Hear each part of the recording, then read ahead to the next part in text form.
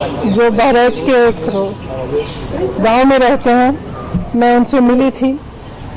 उनकी पत्नी पर मेरा ध्यान गया। वह जब मैं उनसे मिलने गई, उन्होंने मुझे कहा उनकी एक 19 साल की बेटी है, एक 13 साल का बच्चा है। तो हमारी बातचीत हुई परिवार वालों से। उन्होंने कुछ ज़्यादा कहा नहीं, चुपचाप बैठी थी। अंत में जब हम जाने वाले थे तो मेरे पास आए। उन्होंने कहा कि मुझे बहुत डर लग रहा है, मैं अपने पति के बिना इन दोनों बच्चों को कैसे संभालूंगी। अपनी बेटी के लिए डर है, हम यहाँ अकेले रह रहे हैं, डर है। किसी वजह से मेरा ध्यान उन पर गया, क्योंकि मैंने सोचा कि वो क्या सोच रहे होंगे कि जिस सरकार के मंत्री के बेटे ने उनके पति को कुचला, जो प्रधानमंत्री उसी दिन, शायद उसके अगले दिन लखनऊ आए, या शायद उसके 1-2 दिन पहले लखनऊ में थे। लखनऊ से उनका घर 15 मिनट में पहुंच सकते थे हेलीकॉप्टर में। वो क्या सोच रहे होंगे कि ये प्रधानमंत्री हमारे यहाँ नहीं आए, कुछ बोला नहीं। उन्होंने पूरी तरह से हथियारों का संरक्षण किया। आज भी उनके साथ मंच पर वो मंत्री खड़े हैं। वो आज माफी मांग रहे हैं जब 600-700 किसान शहीद हो चुके हैं। क्यों मांग रहे हैं? क्या ये देश समझ नहीं रहा है कि चुनाव आ रहे हैं? उनको लग रहा होगा परिस्थितियां ठीक नहीं हैं। विधानसभा के चुनाव जो हैं, उनका सर्वे आया है, उसमें उनको दिख रहा है कि परिस्थितियां ठीक नहीं हैं। तो अब चुनाव से पहले वो माफी मांगने आ गए हैं। तो देखिए, हमें समझना पड़ेगा, जो सरकार है उसके ही नेताओं ने किसानों को क्या क्या नहीं बोला। आंदोलनजीवी, गुंडे, आतंकवादी, देशद्रोही, ये सब किसने कहा? जब ये सब कह रहे थे तो क्या हुआ? प्रधानमंत्री जी चुप क्यों थे?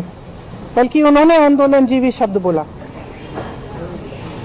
जब किसानों की हत्या हो रही थी, जब किसानों को मारा जा रहा था, जब लाठियां बरसाई जा रही थी, जब उनको गिरफ्तार किया जा रहा था, तो कौन कर रहा था? आपकी ही तो सरकार कर रही थी।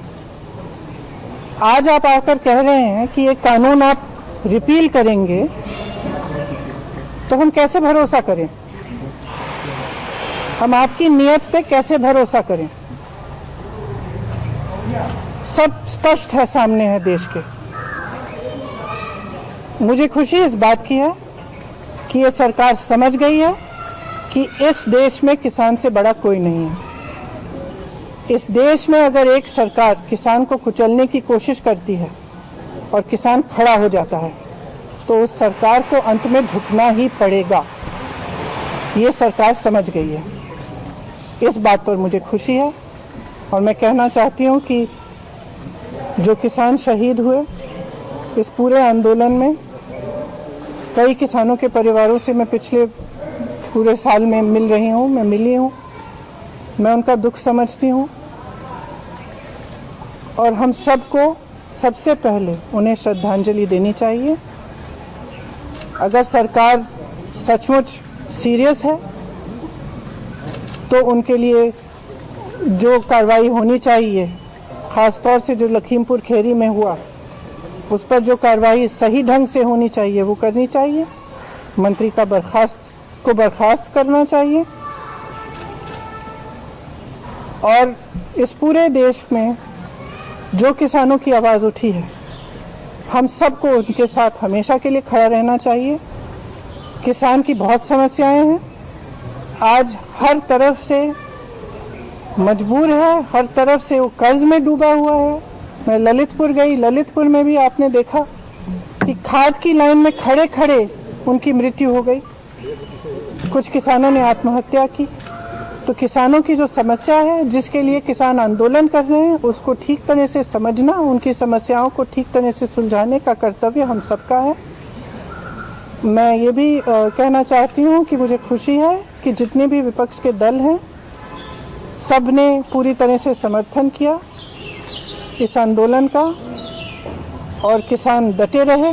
हमारे भाई बहन जो दिल्ली के बॉर्डर पे भी थे और तमाम प्रदेशों में सब डटे रहे, और आज हम उन सबको धन्यवाद देना चाहते हैं। जैसे मैंने कहा, जो शहीद हुए हैं उनको श्रद्धांजलि देना